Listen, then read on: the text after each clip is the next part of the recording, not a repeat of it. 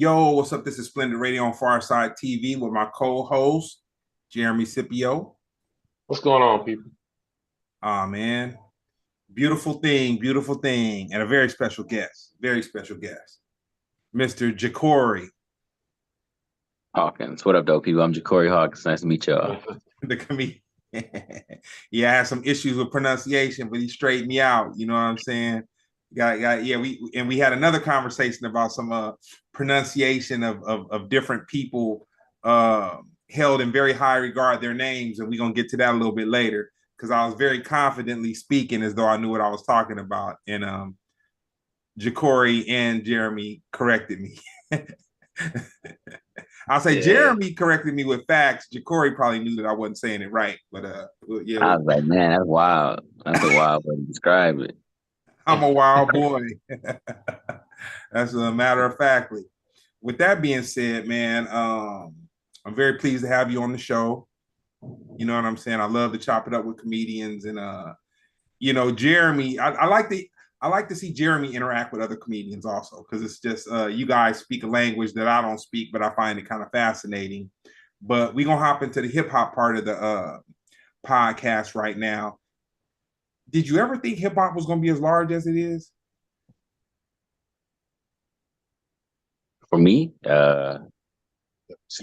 when I'm here, yeah. I'm trying to think. When I was growing up, hip hop was already like Lil Wayne was like one of my main people, like his mixtape series. So like it growing, like it made sense in that asset, but I didn't know what it was gonna look like. I didn't think it was about to be like this new dance craze. I think Soldier Boy really changed the landscape for that.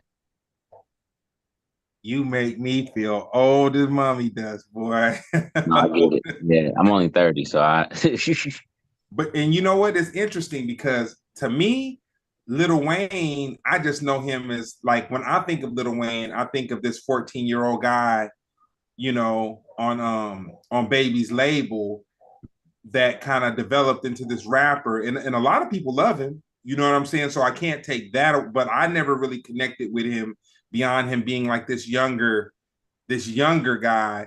But you are the second person that said that kind of their entrance into hip hop was the volumes of his. I don't know if it was it mixtapes or albums or mixtapes. yeah, of his mixtape, Both the the albums. volumes.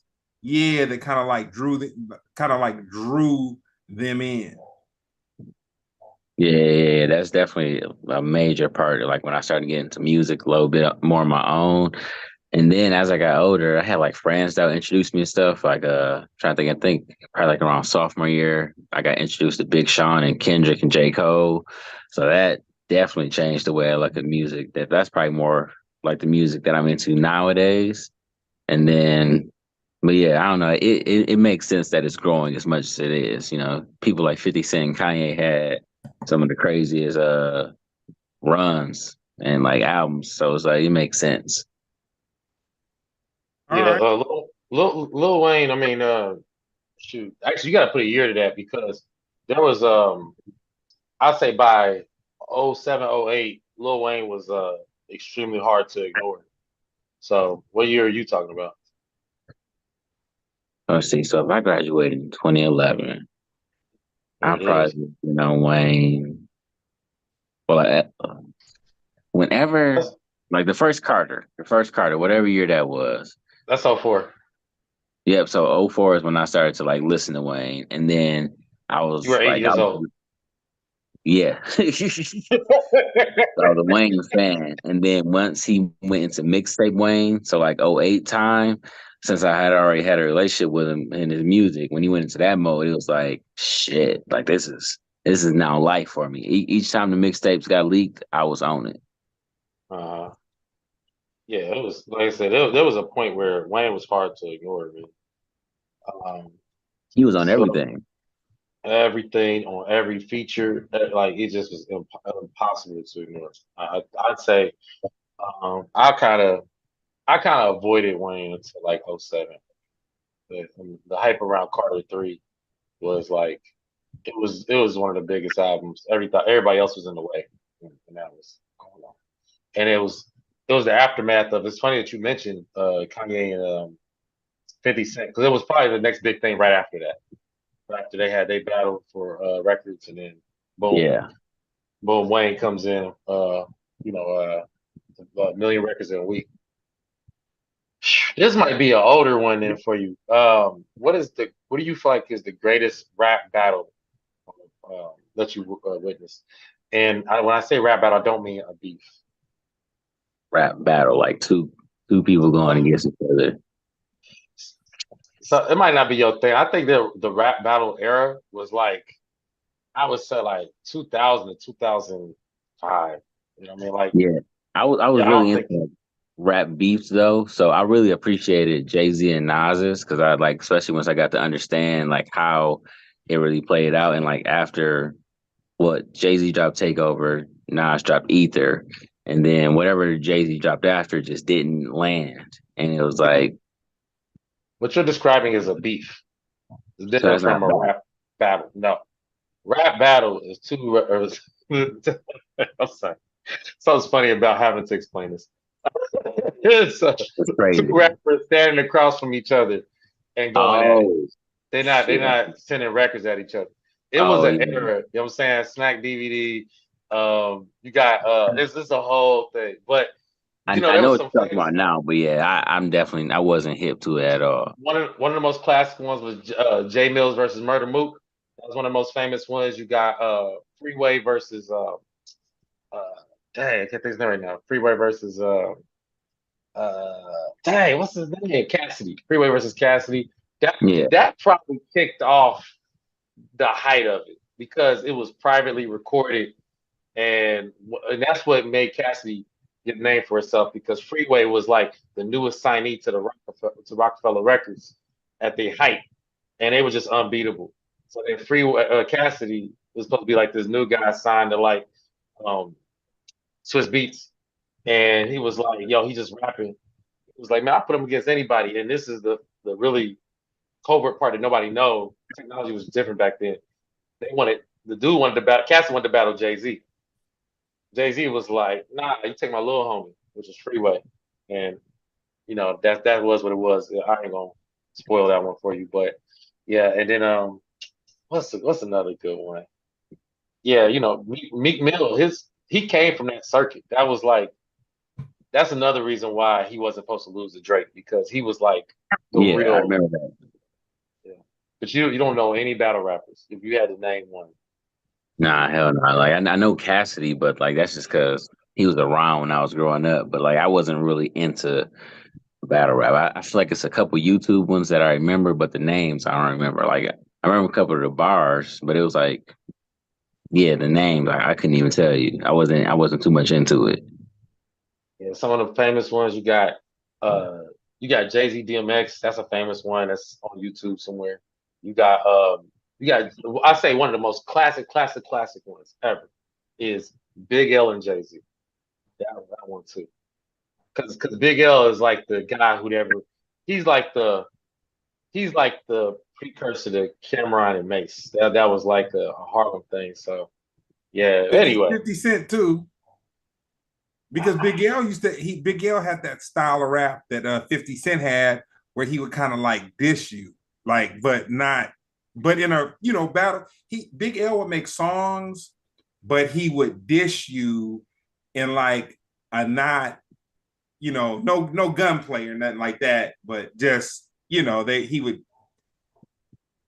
he what classic battle was 50 Cent? Rap battle. Just name it.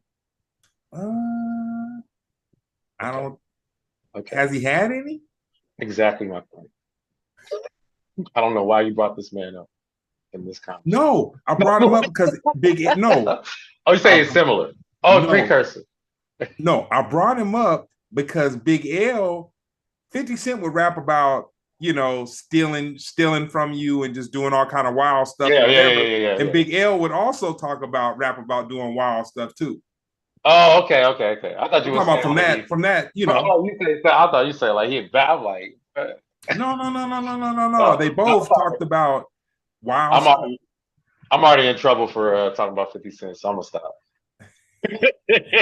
You're not gonna make it to the next power, No, Jeremy. They were gonna cast you, man. They mad at me right now because I call him an R&B singer. So, all right, look, just a quick You one. called him what he called Ja Rule? Yeah, but he did do the same thing, but the difference is I think 50 was a better singer. I think that what he does was more sing-songy than bars. You know what I mean? Like, some people they rap and like Lloyd Banks raps in bars. You know what I'm saying? Cassie rap in bars. That's all they do. 50, it's about the melody and like that's just how you do. You know what I'm saying? But Ja Rule, he was like a and Yeah, don't go too hard on me for making this statement, but he kinda was like a Barry White a little bit, but oh. not on the romantic part. That was crazy. That's a reference, bro. That's wild. I'm gonna Barry blame White. that on the Do I know who Barry 1942, White is man. now? Because you just said that. If the youngster gonna get me, I'm gonna blame that on the 42, man. Barry White of hip hop. I'm not saying I'm saying That's of a hip compliment. hop. That's a compliment. That's a compliment. I'm saying Yeah, of like the hip hop, you know.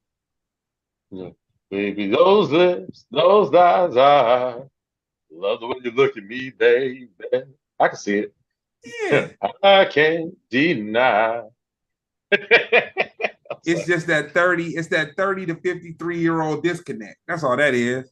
Gotta let that go, man. That's mommy does. That's water underneath the bridge, man. y'all got it. All right, all right. Favorite rap beef then. Go. Favorite rap beef. Yeah.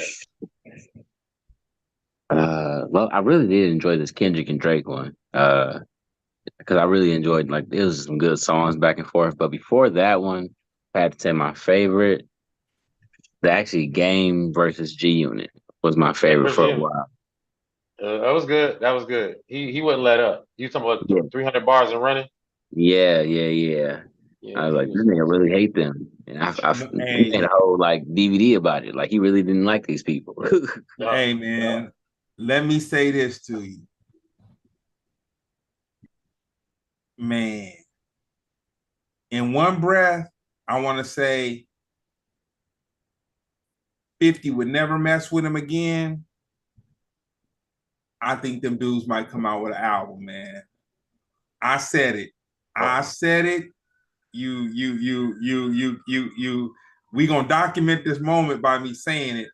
But I think no, I think it's possible. you better pray 50 Cent come out with another album first. He don't even making albums. You know what? I'm a fan. I've been waiting for Street King Immortal since 2010. You know what? The last time he rapped was for I want to say a power I'll theme be back, song y'all. or a theme song that was a theme song that was connected to Big one Rich of Town? Big Rich Town. no. On one of his new shows.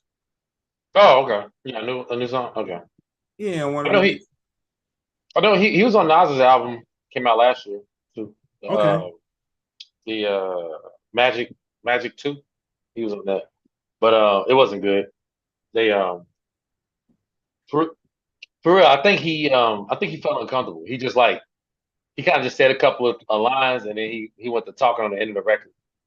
I think he just was like having fun. It seemed like he just happened to be there as opposed to like him spitting bars. I think he got another song too. He got another song. I can think about it. But yeah, he's out of practice, which is fine. But I just think that he's sing songy, man. I don't know. There's nothing wrong with it. I like that part of 50. People mad at me, whatever, man. So back to our predictions. Okay, you got another one? It's already started. The college bands, Oh yeah.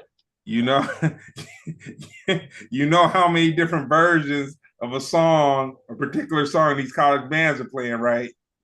Yeah. Not like us. They going hard. Yeah. Oh man, horn section is gonna be so powerful, man. So popular nowadays. Yeah. So I don't know if you saw that Drake on his Instagram uh he put up dang I can't think of the player's name, but basically he said he will not he said we will not lose game 2. Insinuating that he want to go against Kendrick again. Man, you know, I still don't discount. I mean,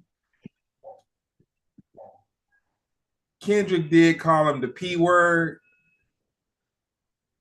but some tells me there still may be something Positive? What you mean? collaboration. Yeah, I don't know what to tell you, man. He said, "You're a sick man with sick thoughts. I think nigga like you should die." I don't know how you feel about people who want you to die, but I don't know. Collaboration. I don't know. Yeah. Welcome back. Welcome back. Who collabing? I was talking about I was saying that my little predictions were I could see the game. Oh, and 50. Yeah. But Jeremy brought a point, but I would say that you know what? 50 would only have to do that because of love, and there is no love. Realistically, there is no love. That's gone. You know. Hey, I know. Game will be 1,000. Game would do it right. Matter of fact, you know what Game would do? Game would do the joint album, and he would do an AI 50 Cent voice because he loves that man so much. Matter of fact, he'll put Dre on it too. He's obsessed. You know the funny thing about all that,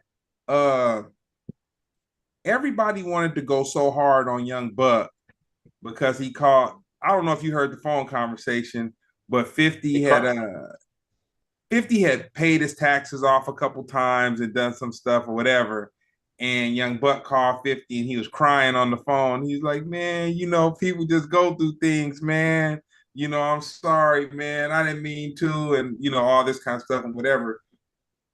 But yeah, I don't think he would do the same for Game. Oh, you don't know. Oh man, no, there would never be. Young Buck is even worse, man. He first of all, the only reason why we heard that phone call because 50 Cent put the phone call out there.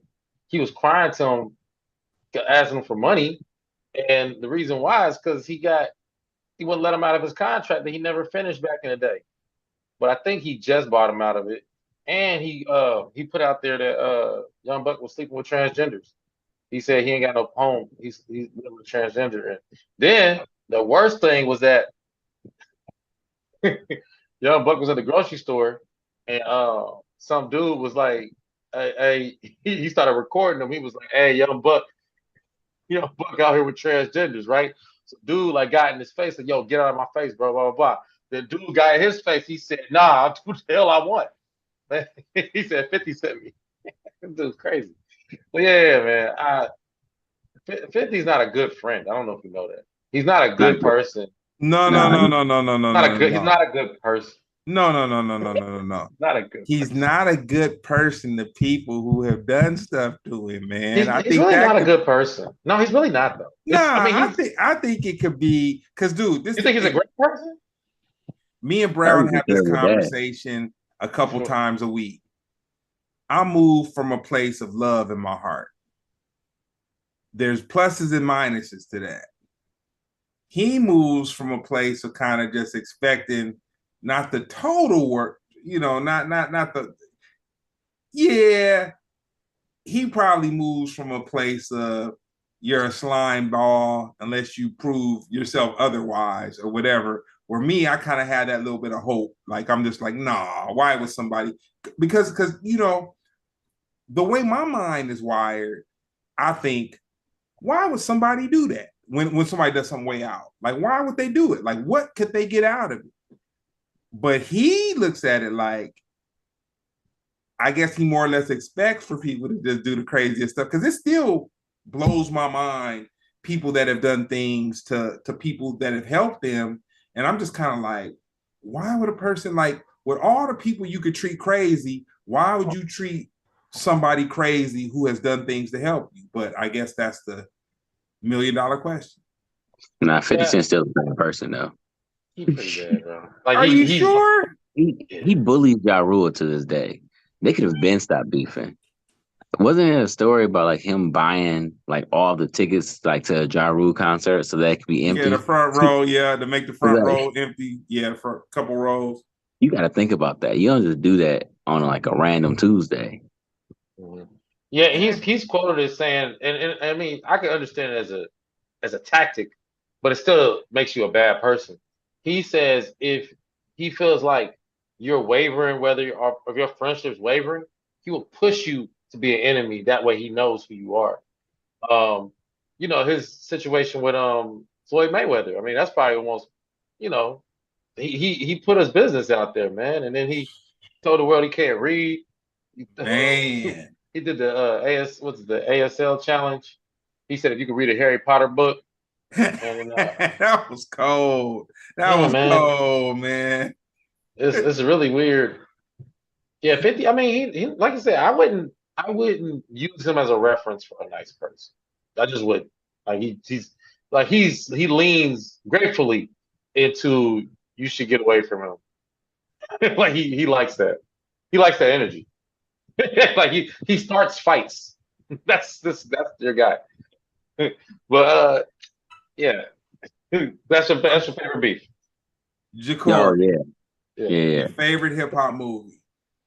Favorite hip hop movie? Know what you mean? Like just like the stars in there of hip hop.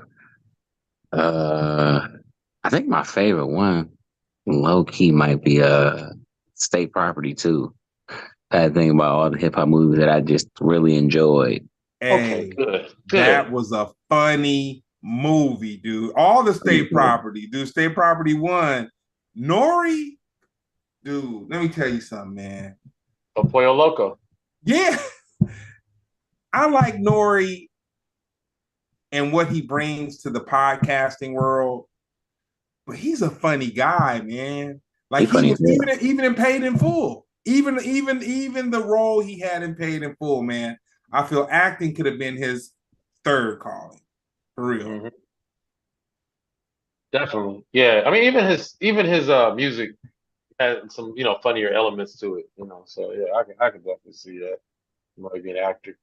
Um, JeCorey, what city you from? Flint, Michigan. And you started comedy out there?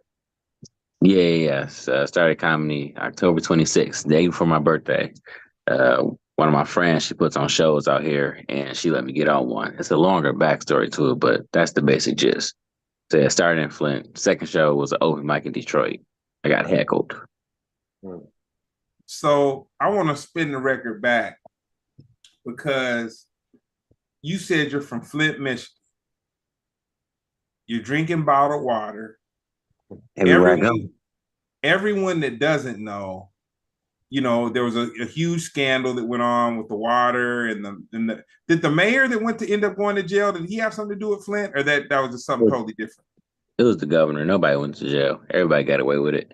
Okay, so tell me this: as a resident of Flint, when did you first realize that the water situation was crazy? And did you realize it before it was on CNN and all these major news outlets and all that? Um, Shit, I'm trying to get a timeline. I just feel like I definitely was in the know before it was like huge. But like even like then, like when I knew it was really like when I took a step back at two different moments. One, we had like a bottled water distribution like at all the firehouses and stuff, and like literally just be like lines of cars just pull it up to get water, and that put it in perspective. And then the other thing that put it in perspective is people started doing like uh did y'all both? I don't know if y'all were in college, but there's this thing called alternative spring break, and it's where people take their spring break and instead of going to vacation, they start to do volunteering, and people was coming into Flint to do it, and I was like, this Huh. shit is Wow. actually crazy. So Man. we living in a completely different life. Yeah, that's crazy. I Wow. mean, how do you volunteer? What do you just come like bring water? Like what? No. They were like helping out in school. They was doing anything because at that point we were like looking. The water thing was happening, but we also have poverty here. The schools like a slight damage to the school system and all that stuff. So we kind of became everything was under a spotlight. So I feel like it was some students from Howard. They were just like helping out in the schools for their spring break. Oh. Well, it's funny because I've always had like a background knowledge in this, but I didn't even know this part. Cause I guess because it's somewhat good news. It's as of July 11th, 2023, the water advisory was lifted, and they said all the water meets state and federal standards. Even though I still wouldn't trust it, but that's actually crazy that it took that long, Yeah. Even like then, 10 years. like I said, the trust is always broken. So even like they can tell us every single day, they can come test the water, but it's like y'all lied once. It's like nigga, once you do that to a city, it's like it's hard to trust it. Mhm. Hey man, that could be. Look, they're in Nah, the water. nah, it's not. But the funny thing about it, when you go to different places, and I'm a foodie, so I'm always gonna fall back on food. Like, but that's Detroit. That's not Flint. I was gonna say pizza. I was gonna say, man, when people make pizza, they use, like New York, they use the water from New York, to make the pizza because they say it does something special to the crust or whatever. But yeah, that's poor taste. That's all poor taste. It ain't nothing funny. It ain't nothing food. It's nothing dope about food, nothing dope about anything. But I'm glad that you are in a different space. I'm glad that the government stepped in. I tell you what, I asked you this question. Going through what you guys went through with the water crisis, did it make you have a different perspective on politics and how the government interacts, local government as well as the federal government, how they come into the thing, or when the federal government got involved in the water situation, did that make you even more kind of like, oh man, this is, they've already broke the circle of trust and I ain't tripping off of whatever y'all do. I think I've always had a distrust of the government, like overall, just being black. It's like that shit just happened. So after that, like after the whole water thing happened, it's like, yeah, it makes sense that y'all did this, and also put in perspective of like like how vast racism is, because racism doesn't have to come from a place of hate. It can just come from like just not really caring, right? Because like not caring about what happens to a population is enough to cause detrimental harm. Because the whole water crisis thing was super avoidable. It was like very easy to avoid, actually, and it ended up costing more to go through the laziness than it did to just Fix it. proper procedures and shit in the beginning of the process. Listening to the citizens when it first started to happen and being like, "Hey, there's something wrong with the water." So it just put a lot of things in perspective for me. When the federal government came in, Obama, he came to, I want to say one of the restaurants or the schools. He drank some water and he said it was safe. It was like, nigga, fuck you too. And so it just put it all in perspective, I think, for me. It's like the government is really shitty and they'll show how shitty they are on any given day. So, do you think, because, you know, I used to really like CNN. Like that used to be one of my major sources of you know, information on what's going on or whatever. I had stopped watching local news, and when Hillary was running against Trump, I felt the way that they had the news cycles. I was just sick of hearing about Hillary and Trump. Like it was like it had just it was kind of like, this is just too much, man. It's just too much. So with the situation that happened in Flint, do you feel like it was politically motivated? So as far as once they did decide that it was just out there enough to where it was just common knowledge to most of the country, do you feel like they used the political climate to kind of like sway opinion and use it as excuses to grandstand and stuff like that? Or you think it was just confined to local government, misallocated money, and people just not caring about black people and poor people? Trying to think how to answer that. Say the first part again, because that was the part I feel like I was So going do to you, respond do to the you most. think that they allowed it to get that way in order to publicize it, to turn it There into you go. a political thing? Or did they just not give a fuck? Overall, I feel like they just didn't give a fuck. The Okay. citizens is what put it out there. Like we Okay. were the voice. Like the news cycle was overall our voice. Once it got out there, to Snyder, his people, like anything they said would quickly get like pushed out because like y'all are obviously Problem. the suspects. Y'all the problems. Y'all are doing this. And then as anytime new information came out, it's like y'all was really just bullshit. It was very easy, financially motivated overall. I feel like Snyder ended up coming out with like making some money out of the whole scheme and his right. And so it was overall, it's like the political part, that's all on us. Like citizens was like, we need this out there. Uh, the reason it happened though, definitely just like neglect and financial motivation, which is enough to really, do a lot of damage. But tell me this: going through that, did that make you care more about politics, or you just have a distrust for just everything? Did it make you just say, you know what, this is the way it is? They don't care about poor people, they don't care about black people, whatever. Or did it make you say, you know what, I need to get more involved as far as the political system is concerned, because maybe we can make a change? If it made me want to be more aware, if anything, even that, like I still try to find more ways to like to just know what's going on, and it made me want to be a little bit more active. It didn't radicalize me necessarily because it was just like it was kind of like this is just kind of how this shit is in this country. Like there's going to be times where we're getting the shit in at a stick, and it's like yeah, we can make a fuss about it, we can make some change, but it's like the radical movement that this country actually needs. I don't really know what that looks like, and I know I ain't leading that fight. And so it's made me want to be more aware of what was happening around me, and so I can respond best needed for me and those around me.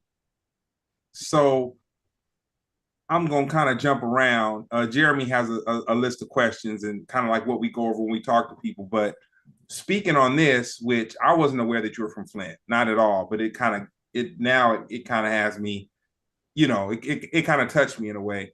So we were talking earlier, having like B-roll conversation, and um, I disrespectfully, but I thought I was being smart. That's what I thought I was being. But I was being the 100% opposite when I referred to the pronunciation of a political figure and her name, and what was the correct pronunciation of the name and what wasn't the correct pronunciation of the name. Um, with that being said, with this election coming up right now, you feel like, because a lot of people look and they say, well, you know what, America's just dog black people out, so it don't matter if it's Trump, it don't matter if it's Kamala. um was that right, Jeremy? Common law. Kamala. Okay. Kamala. Jeremy came up with a very good, respectful way of the pronunciation of the vice president, which is a Kamala, common law. That's the way to not misappropriate her name, and be disrespectful, to the vice I mean, president. it's not disrespect. It's as somebody who people get their name wrong often. I understand. I think Jeremy or Scipio? Scipio. I'm about to And say okay.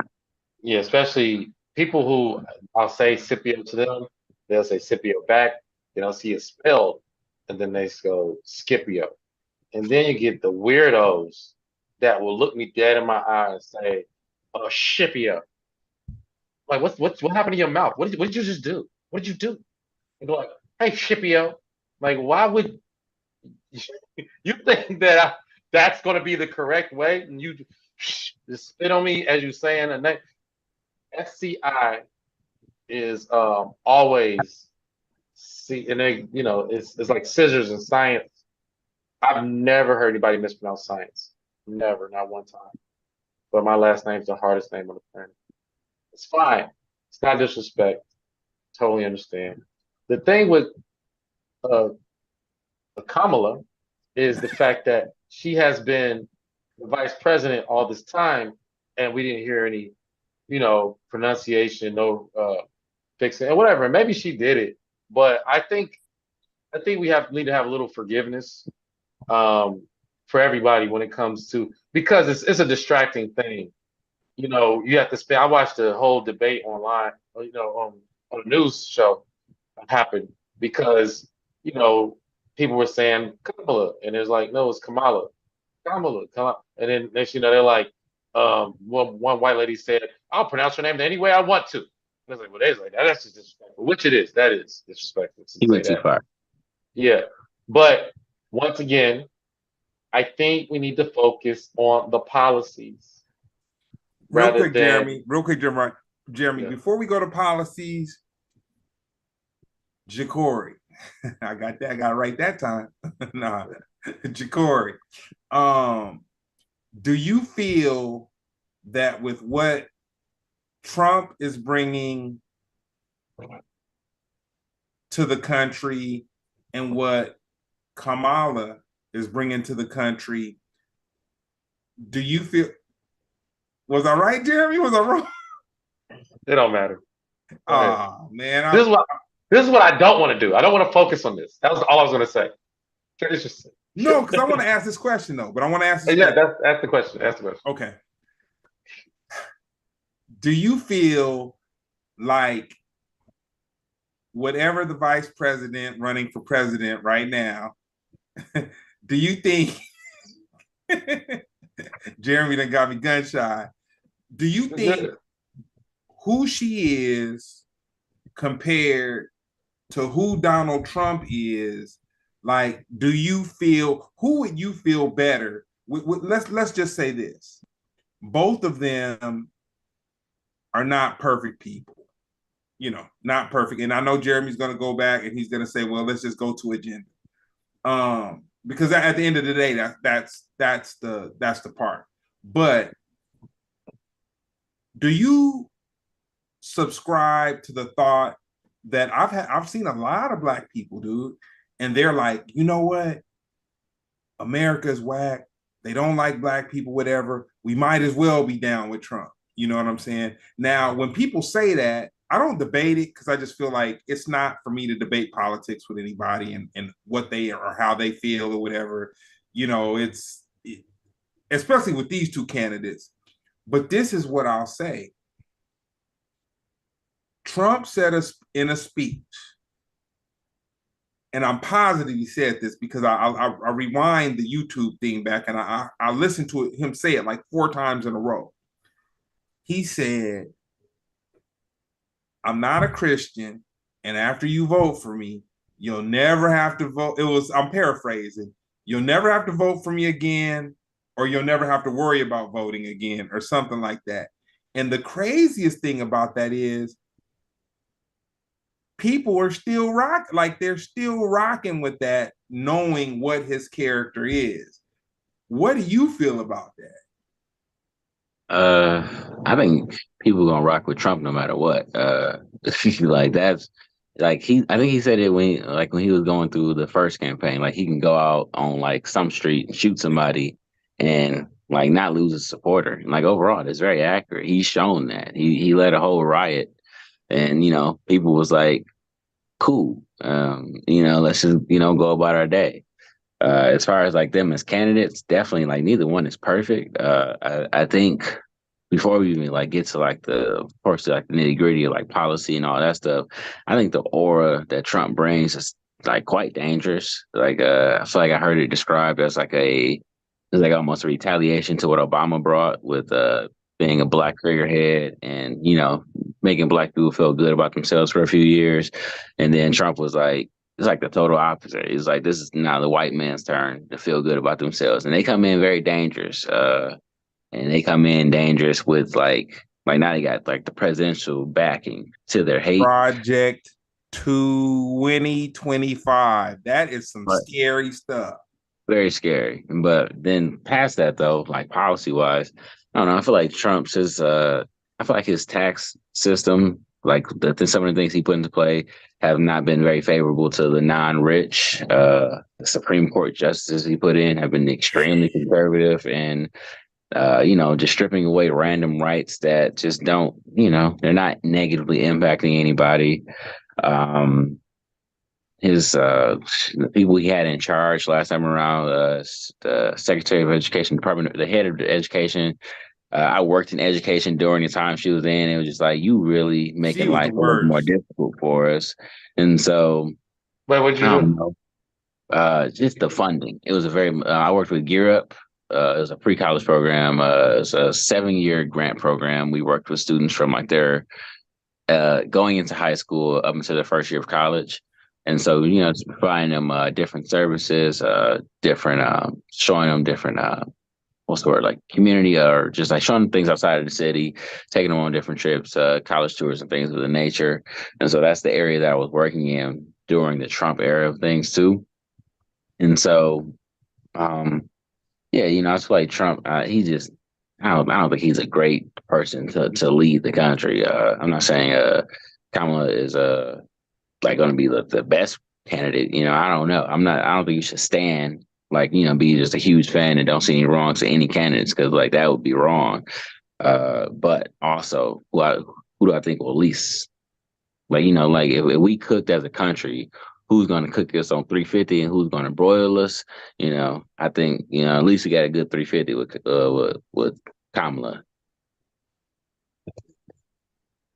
Now, Jeremy, I want you to come into this conversation that myself and JeCorey just had and come with some facts based upon uh, the agendas.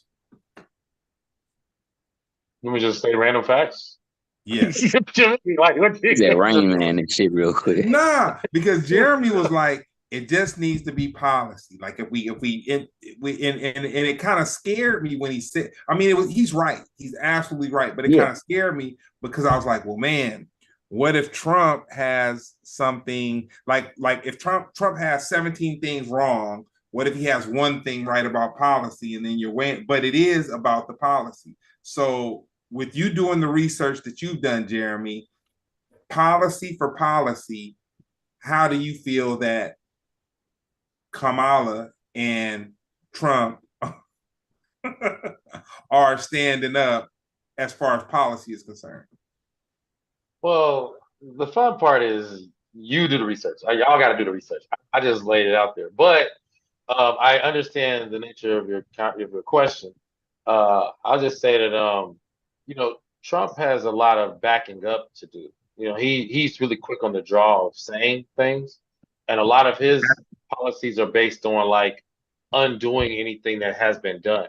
But I believe that once he gets in office, if he does get in office, he's going to do just like he did last time. Like for example, he was so against healthcare. He was extremely against Obamacare. That was his main thing. He said this is stupid. Then he read it finally after he got in office and was like, "Oh, this ain't that bad."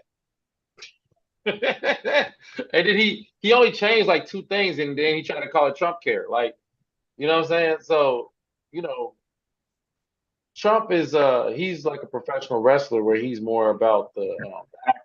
And yeah, his fan base is supercharged, Like yeah, I don't think you talk about the fight is over like a very low percentage of people.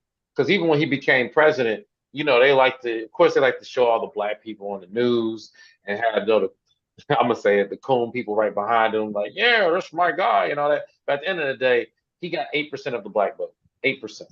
You know what I'm saying? So if you feel like being a Democrat is mind control, well, the mind control still works. And if you feel like standing by, you know, Donald Trump is cooning, well, guess what? It's not that many coons on the planet, apparently, because they just not vote for him like that. If they do decide to vote, by the way, a lot of people still aren't voting. But yeah, with that being said, yeah, I would say um, the most simplest way to think about it is, and this is kind of sad, but if you want more of the same, you might want to go with Kamala, because a lot of her policies are still like Joe Biden policies. Now, if she, I would say you're going to see a lot of progressiveness if she's president, and it might not be directly from her, but just in a sense of, there was some progressiveness when Obama got in office. By the way, gay marriage was passed while Obama was in Man, office. that's the most progressive. Yeah, so you see her in office, you're gonna see some bills that was never a thing. I mean, that's the scary part. So, and just some, you're gonna see some new versions of pride. You're gonna see some new version of feminism, female pride. You might see more cases. You might see Diddy actually go to jail. You know what I'm saying? You might see, because it's just, I would say the general direction of people's focus. You know what I mean? We're gonna see some new stuff. But I say with Trump, he's out for revenge. I'll be honest with you. I don't know what he meant when he said this might be you only have to vote one more time. Man, Now, look, I could be joking about it and say, okay, he means that he's going to be a totalitarian and he's going to make sure. But that's so unconstitutional that I don't even know that's possible. But also at the same time, he could be saying, this is what people don't like to hear. He could be saying, just vote one more time because this is the only time I can run anyway. You know what I'm saying? Because he only has one more time. He's scared. He scared the hell out of me, man. When he said, yeah, but hear what I'm saying. You know what I mean? Like let's use a little bit of logic because people are waiting for him to say crazy stuff. So if he says something normal that you don't even catch it, you like, oh, this is crazy too. Like for example, the conversation about black jobs, immigrants taking black jobs. That's a normal conversation. It just wasn't supposed to come out of his mouth. You know what I'm saying? Did you see the Royal Tenenbaums? No. Oh man, JeCorey, have you seen the Royal Tenenbaums? Mm. I'm gonna be the one to put two comedians up on some of the greatest comedy that I've seen. Yeah, that I've seen. So the Royal Tenenbaums was a movie with Danny Glover, Angelica Houston. Who was the guy that was in that movie with Will Smith, Enemy of the State? Gene Hackman, Gwyneth Paltrow. Not Hackman, Gene Hack. It might have been Gene Hackman. Yeah, Gwyneth Paltrow, all that. But anyway, there was this scene.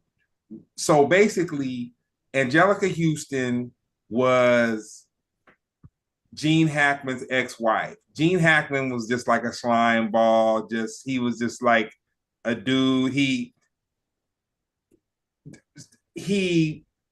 played a game where him and his sons were shooting each other with BB guns, but they weren't supposed to I think they were only. He shot his son in the hand, and he said something like, well, you're learning a lesson about life. You know what I'm saying? Don't trust, because it sounds like, Dad, I trust, whatever. So anyway, there was this exchange where Danny Glover had Angelica Houston was his love interest. And so Gene Hackman faked like he had cancer so he could get back in the house to try to break him up.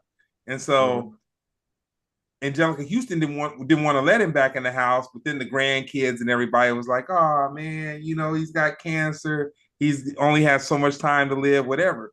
So Gene Hackman and Danny Glover were in the kitchen, and Gene Hackman says something like, all right, Sambo. And then Danny Glover said, huh? What did you say? And then Gene Hackman said, oh, I didn't say anything. And then Danny Glover was like, huh? And then he said, and he didn't say Sambo, but it was something to the effect of Sambo. So then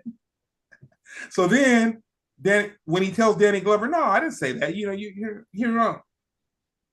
Then Gene Hackman was like, okay, cool. And then Angelica Houston walked in, and the two guys are going at each other. And then it makes it look like Danny Glover is kind of like a bully in one way on Gene Hackman, but he's just orchestrating this whole thing.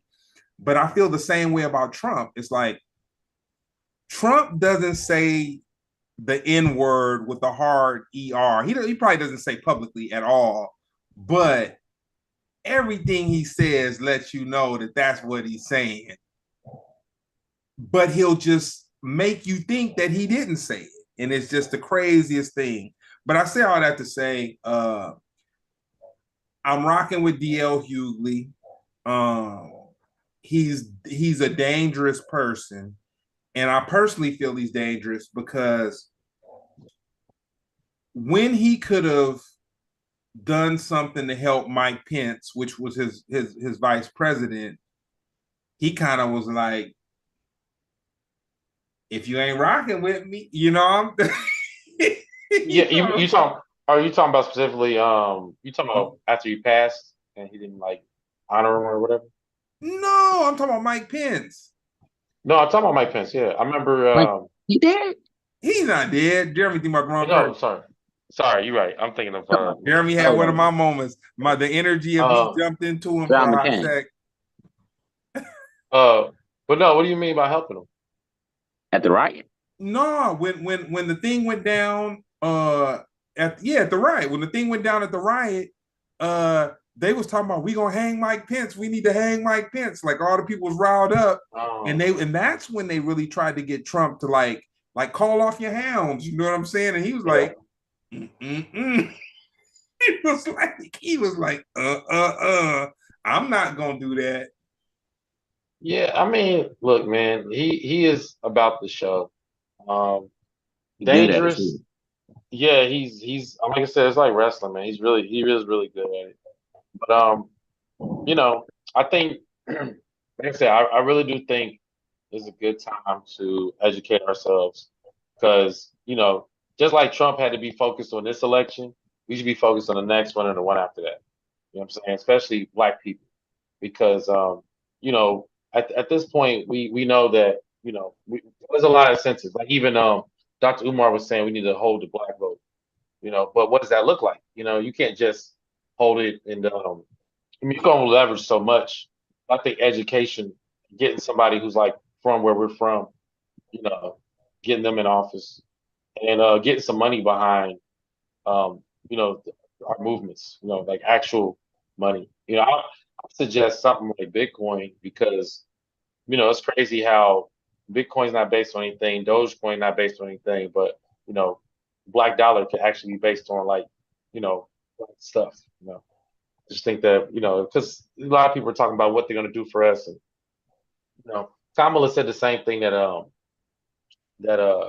pretty much she said something that was the same sentiments of Obama, saying like she said I'm gonna help out the American people because that's good for, you know, black people as opposed to, hey, I have these ideas directly for black people. Trump takes credit for helping black Americans, but at the end of the day, a lot of the things that he said about black Americans are either already in place or he hasn't done. Now, the few things that he has done for black America, he has helped black America in ways no other politician has.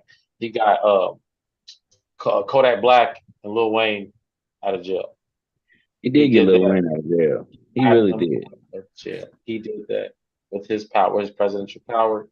You know, I say like, you know, who's in jail now that we can get out? You know, Young Thug. Young Thug. Nah, he need to stay in. He stayed. That's Rico. Yeah, Rico. He's a criminal. He's a criminal.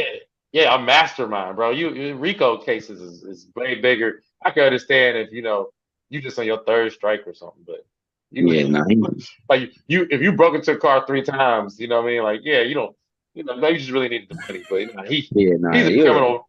He's a criminal mastermind. He can have a movie about his life. He shot at Lil Wayne's tour bus, man. Let him stay in there and think about what he did. Yeah, you're right about that one. But yeah, pivoting off of politics, unless you want to keep talking about it, I don't want to. Nah. We did it. I just, you know, being that I wasn't aware that JeCorey was from Flint, and then that just kind of with him, because he's 30 years old, he's woke. You know, from everything we talked about, he woke enough, you know what I'm saying, to be 30 years old. Because, you know, there's a bunch of 30 years old. There's a bunch of 30-year-old people that could care less. That's a cuss word in the comedy community, but yeah. Nah, yeah, man. I'm getting called woke on my Instagram right now. I make Instagram reels and stuff about kid shit, and there's this Uh-huh. character. Y'all got kids, young kids right now?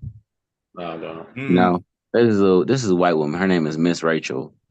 Very friendly white lady. Just does nursery rhymes, and a lot of specific kind of white people don't like her right now because she invited a trans person on her show just to sing, not talk about trans shit. Just like the person can sing, and like now I'm woke because I'm like I like her stuff still. So it's just wild to get called woke in this setting. Yeah, the internet has a very limited vocabulary. Yeah. So, if they can't attach you to a thing that has nothing to do with you, that's gonna be the thing, no matter what. They don't have I did a video on Kendrick, and half the comments are about Drake. This has nothing to do with Drake. But it's just because they had a battle, now they're obsessed. They bring the stuff. They said, oh, he OVO. And it's like, yo, where your accent, Crody? I'm like, yo, y'all, come on, y'all attention spans, come on, keep up, keep up. We off Nah, that. that's just like But any basketball conversation is gonna get brought back to LeBron at some LeBron random point. versus yeah, It's like, LeBron God, versus Jordan. let niggas just be great. Let's move on. But all right. What's your favorite sketch comedy show?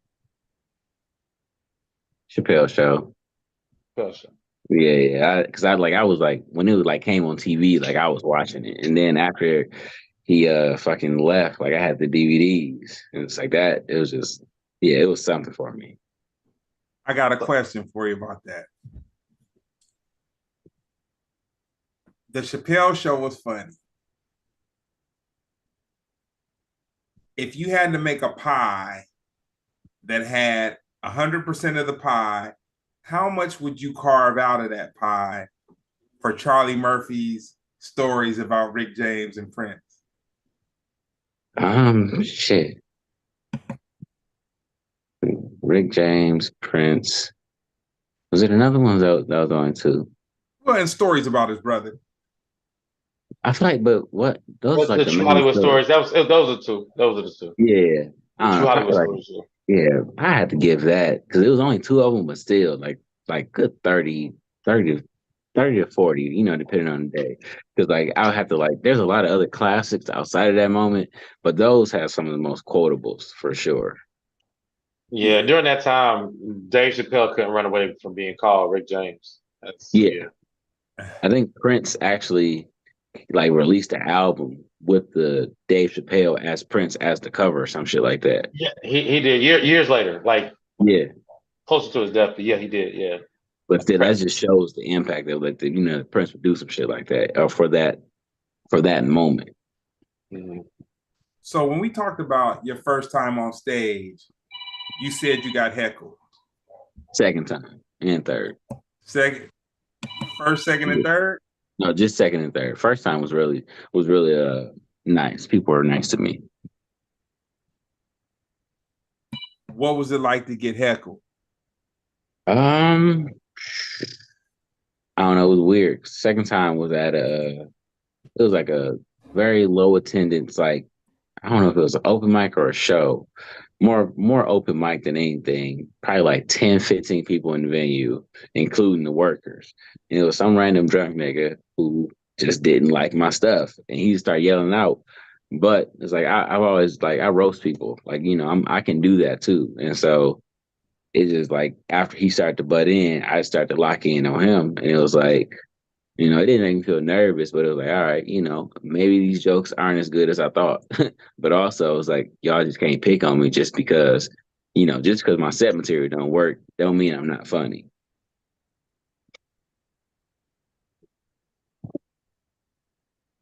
That's Mute a me. dope. Yeah, no, that's a dope perspective. I often look at comedians. Like I look at Jeremy. I've looked at a couple other comedians, and I kind of applaud them because when they could go hard on people in the audience, they really pull back. You know what I'm saying? And I kind of look because a comedian can really be a bully. You know what I'm saying? Because of the way their mind has to think by being on stage. So for dudes that don't bully people in the audience, I definitely commend them and I give them their props. Yeah, bullying people is also like a double-edged sword because you can only throw so many jokes at a person before it can turn either which way. So it's still got to be fun for everybody. You know, like I might tag the audience, but I'm gonna make sure it's like in love, and joy. Like I want everybody to laugh. Like we're not laughing at you, we laughing at this moment together. Yeah, I think prioritizing humor over everything, and I mean, I guess if you have a reputation, you can get away with more. But if you're at the point where you just making money, you know what I'm saying? Like, what fun is it to like turn off a crowd or a couple people just for your ego's sake? Just like, oh yeah, I'm the best comedian on the planet. Yeah, but you just lost some money. So yeah, like that. What is the Well, actually, I wanted to say, but my favorite sketch show, believe it or not, it's a rare one, and you never heard of it, but it's called the Lyricist Lounge Show. You heard Lyricist of it line. before? No, no, no. Yeah, it was only on for a season. Oh, It's one of the best show ideas ever. Do you know about this show? Talking to Swoop? me? Yeah. Yeah, but see, for me, it wasn't as impactful. It was a big No, it deal. wasn't.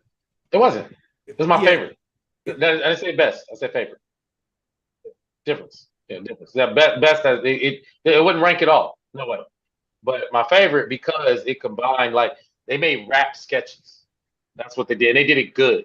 It wasn't like corny, And mm, they would freestyle, go back and forth, and they had some like they had straight humor sketches too that had nothing to do with rap. But then they had the rap ones, some of the funniest ones of all time. This is a rapper named Wordsworth.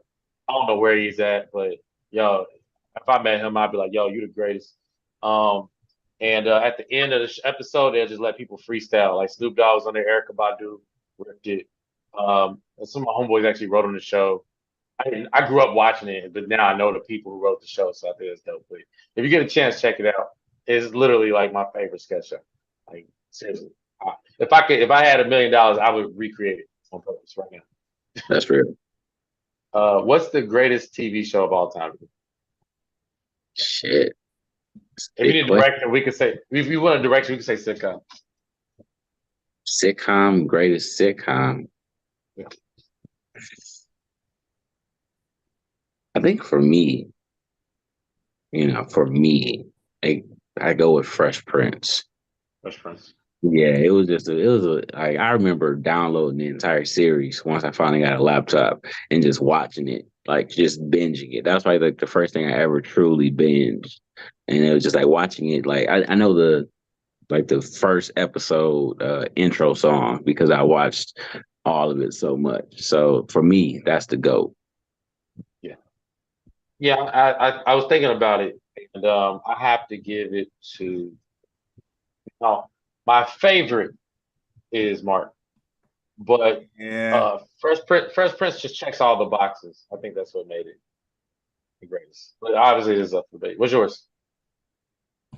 Ah, man, I'd have to a tie between a three-way tie, All in the Family, the Jeffersons, and Sanford and Son. Have you watched those, JeCorey? I watched some of the Sanford and Son.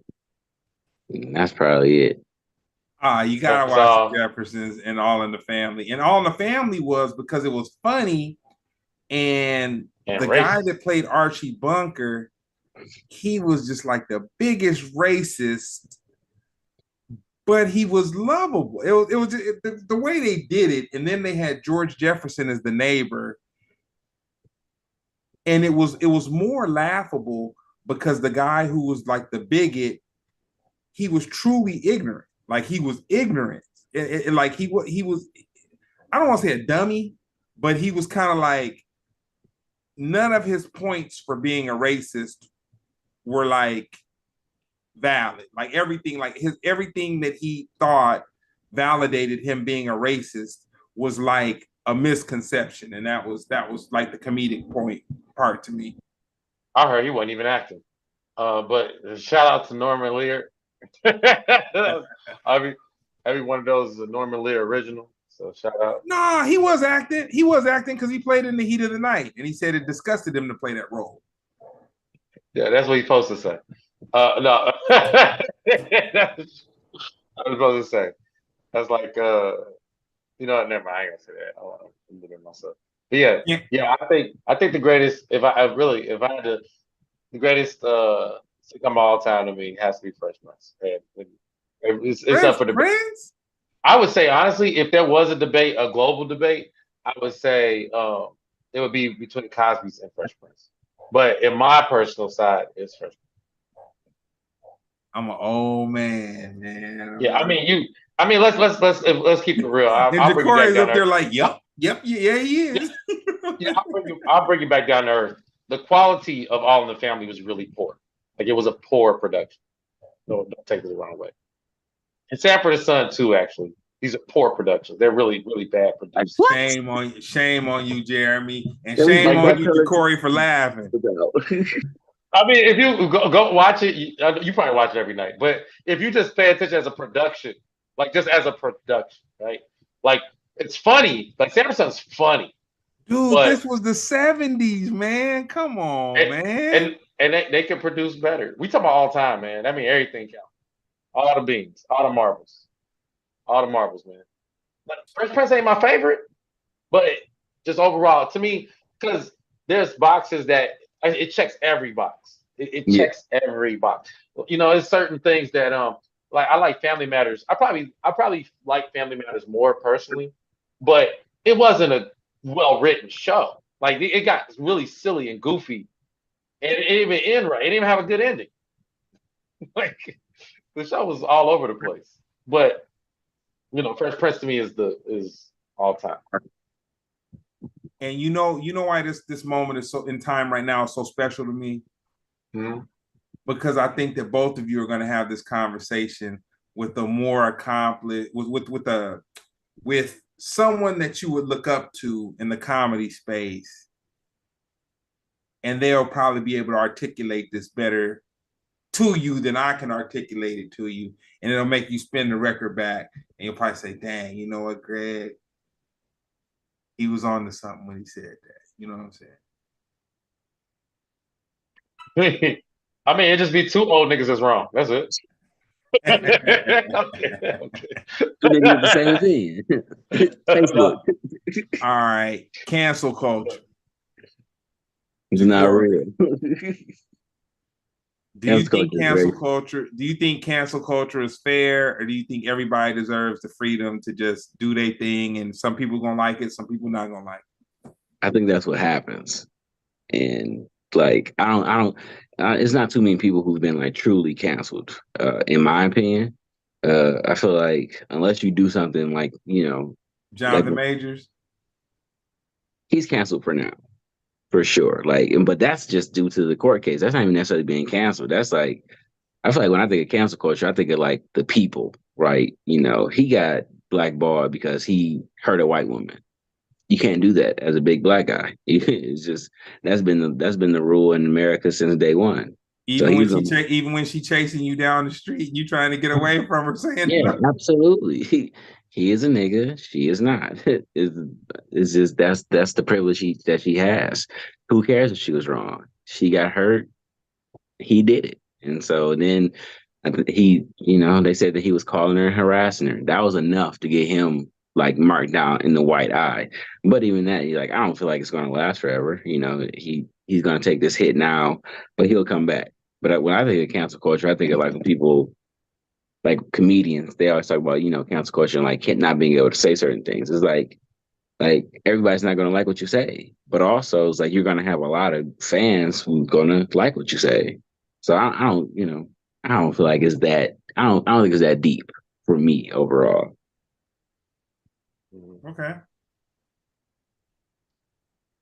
Oh man. I'll just keep it a simple question. Are you planning on watching the Kim talk? Do you plan on watching the debates? Probably not in real life. I might tune into a couple of them just so I can be aware of what's happening. I like to read more. I read some of their policies and some of the things they were talking about doing. I feel like the debate's gonna be real messy, and and not necessarily informative either. Because that's like when they pull out the real, the beat around the bush speech, and it's like I don't feel like I'm gonna get what I need to from there.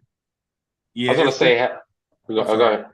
No, I'm sorry. I was just gonna ask. I was just gonna say, has a debate ever changed your mind on who you were gonna vote for or who you even liked?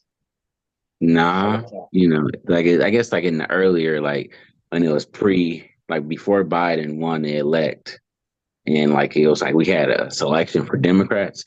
Like those ones a little bit more interesting because it's like it felt like we had more of a choice and like who could possibly go on to represent the party.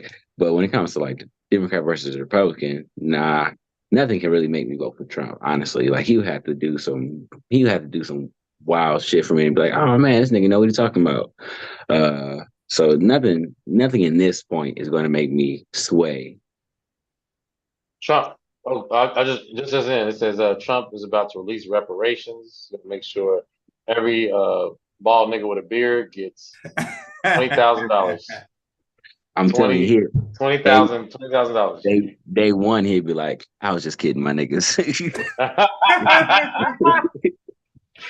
In a classic Trump fashion. In a classic Trump fashion, for sure. That boy Trump is really wild. He been wild since day one. I don't know how he kept supporters through COVID. Man, he really should. I'm like, if you were the president during COVID, you should never be able to run again. Like that is the worst. That is the worst thing that ever happened. He said a little bit of bleach will take care of it. Don't worry about it. It's something, it'll just go away. Don't worry about it. It's a little thing. It's not that bad. It's not that big. What's worse than that is he prevented the post office from sending out masks to the entire country because he didn't want people to panic. Yeah. And to be fair, if I was president, I wouldn't know what to do either. But at the same time, you don't get a second chance.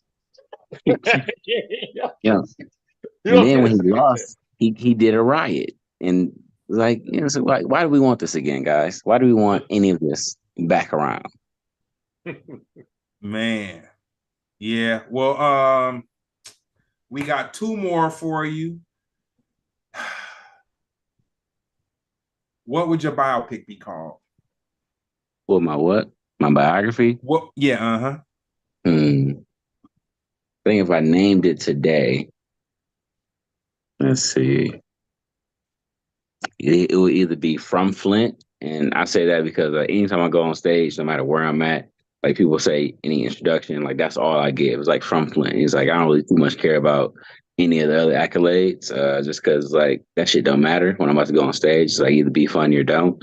And then also I had somebody tell me when I first started comedy, he was like, don't tell people you from Flint because like when they find out you from Flint, it's like blah blah blah. I was like, all right, cool, fuck that. From Flint is all I go by. So that either be that or what comedy has taught me about life. And that's just because that's something I've been working on like trying to get into the more speaker path of things. This whole verbal rhetoric, can't even fucking talk. The whole verbal, presentation of things. I feel like comedy has really put things in perspective for me, just how I look through, anything in life. I feel like I can compare it to something in comedy. And so, yeah, it'll be one of those two. Oh, sorry. Who would play you? Shit. That nigga name? Daniel Kaluuya. Okay. All right. That's who I thought of. I don't know. I like him as an actor. He dark skinned. I feel like he can put on a fake beard and be cool. Oh yeah. He played dang, what's his name? Black Panther dude. I can't think of his name. Fred Hammond, yeah. Yeah, Fred Hammond. Yeah, Fred Hammond. Yeah, he didn't look much like him, but he pulled it off. You know what I'm saying? Yeah, like because he's just a solid actor. So it's like, yeah. Yeah, man. Your boy Jonathan Major should have paid more attention to Get Out. You know what I'm saying? Nah, yeah. Dealing with white women. That's how you got to make him good now, so he be good. Yeah, I know. So I don't know who play you, but I know who play your father though. Yeah, Tay Diggs play your father. You gotta stay up in there, bro. So my dad actually, he's just like me and my dad look very similar. He's just a stronger version. Uh-huh. See, Tay there it Diggs is is. crazy. Knowing how Tay Diggs act in real life make me not want to be associated with him. No. Oh man, Yeah. Oh, I mean, man, oh what man. exactly are you speaking of? Because I can name several Hey, things. No, it was when he got on TikTok. Uh, it was like learning about Tay Diggs. Like in my mind, Tay Diggs was smooth, Yeah, Debbie yeah, Lee exactly. my whole life, and then I was like, this nigga's actually on coke. Okay, Yeah, he worked on dang, what's the show called? I dropped the mic. Lip Sync Battle. I worked on Lip Sync Battle, and yeah, he was on there, and he's like a repeat performer. Man, he is determined to. The first time I forgot who he was being, but he wore a dress, the whole thing, and the white wig, and you know. And I I say believe there's a difference. There's a difference because people try to go like, "Hey, would you put on the dress?" That's the Hollywood question. Would you put on the dress? Nah, this is different. Tay, they be like, "Hey, there's no dress in this scene." He'd be like, "Well, I think it would be better for me and what I'm trying to do. You're getting in the way. Like we don't have no dresses. Find one." That's him. So that's your boy. he was not forced. He brought it. Yo, he's not. No one's making him wear a dress. He wants it. I believe it. Just based off his when he first got on TikTok, I was like, this nigga is on drugs. Oh man. Well, we're gonna have him on the show soon. So Shit. let you know. I would definitely tune in on that one. Like, what is this nigga gonna say? He gonna be like, "Yo, I will slap the shit out of you with this dress on." Like- Who the fuck out of say Diggs? all right. You know what I'm saying? We bringing the Michigan up out of your boy. You know what I'm saying? Your boy. Don't get it confused and don't get it twisted. Well, nah, man. With that being said, where can they find you on your socials? Comedian JeCorey on all platforms. Dope. You got anything upcoming when you're gonna be back out to LA? I'm supposed to be back out there. I gotta look at the date again, but I'm coming out for Chocolate Sunday's First Impressions. I got Okay. I got an audition day for that, so I'll probably hit up Jeremy when I figure those details out. Try to plan a little streak of it. But yeah, that's the next time, and hopefully again soon. It's a beautiful area, man. No, all good, man. Shoot, I'll definitely come out and hang with the comedians, man, and act like I know what y'all talking about. You know what I'm saying? Comedians get together, they start speaking a whole another language. I'm like, all right. You know? I'm like, all Possible, man. right. So what's up with you? Your YouTube channel. Where can they see your bits at? So overall, Instagram, TikTok, Facebook, YouTube, all of them is comedian JeCorey. If you look that up, you'll find me. Facebook got my last name, but if you look up comedian JeCorey, you still find me on all those platforms. Cool. And what dates you got coming up, Jeremy? Oh man. Oh shoot. Let me focus on what's important. All right. Man. All right. This is for you. On the 7th, I'll be in El Segundo. Um, Close enough. yeah, yeah. El Segundo. Let's see. I got way too many. Yeah, nah. All right, I just plug these. On the 26th, 27th, 28th, I'll be in Northern California. Check the website for tickets. Then also the 29th, I'll be at the Punchline Comedy Club located in San Francisco. Yeah, and this show is always the most important. October 13th at the Comedy Store is another Jeremy Scipio Live. We're gonna have bands, we're gonna have music, we're gonna have comedy, we're gonna have, it's gonna be great. It's gonna be crazy, man. It's my boy's birthday, so yeah, it's gonna be a party. Yeah. I need to roll up and get my complimentary wings, man. You know, Yes, absolutely. Jeremy good for a couple drinks and some wings, man. You know what Yeah, I'm saying? yeah, I yeah. know Come on. people. You know what I'm saying? Please come up. Please come up. Yeah. On October 13th, we got plenty of time for that. All good, all good. Well, thank you, JeCorey. I appreciate you giving us a glimpse inside of the comedian JeCorey. You know what I'm saying? There's another side of him, opposite of the funny side. You know what I'm saying? I appreciate that. You know what I'm saying? He's a thinker. You know what I'm saying? A contemporary young man, 30 years old. You know what I'm saying? Lil Wayne fan. You know what I'm saying? And it's interesting because, you know, when people brought Lil Wayne into the conversation of being a GOAT, when they first did it, and I was just kind of like, you're saying GOAT and Jay-Z and da da da da da da. But even though I don't get it, there's enough people that do get it where I respect it. You know what I'm saying?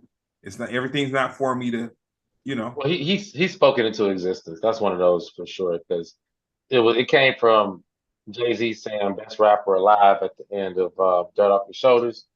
Lil Wayne was like, yo, best rapper alive since the best rapper retired. You know what I'm saying? And that's what started all that conversation. You didn't hear not one drop of that before that moment. Yeah.